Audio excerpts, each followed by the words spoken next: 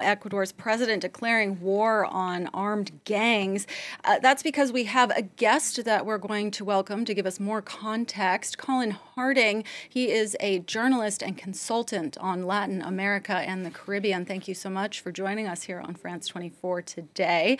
I want to start with, we've seen how strong and embedded drug cartels can become in South and Central American countries. When Ecuador's president orders criminal gangs to be, quote, neutralized, what is he saying is going to happen? What can the government really do here? Well, he's mobilized the army, which is now protecting politicians. It's patrolling the streets. This has usually limited impact. The army are not trained or accustomed to this kind of work, and they have to be inducted into it, which will take some time. And of course, it's very, very difficult to actually pin down who it is you're supposed to be neutralizing.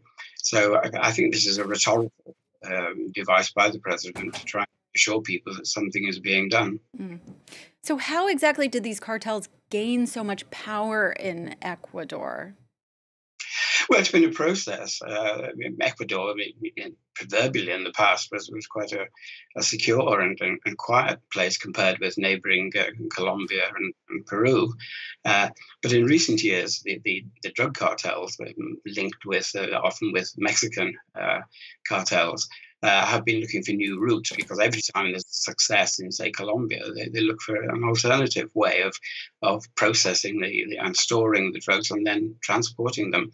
And Ecuador has become a favored route for these activities, particularly since the Colombian FARC, the Colombian guerrillas, who were very much involved in the drugs trade in Colombia and in the north of Ecuador.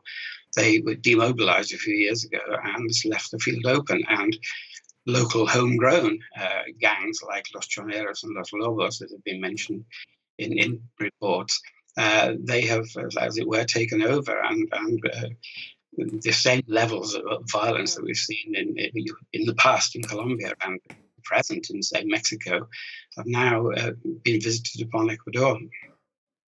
Now, yesterday, we saw a former president of Ecuador, Rafael Correa, pledge full support to the current government, which it opposes in normal times. How do you read this? Is this a political move, or is this an indication of how dire the situation is? Well, it's both, if you like. I mean, Correa is in exile in Belgium. He's been charged with all kinds of misdeeds since his term in office ended, his 10-year term in office.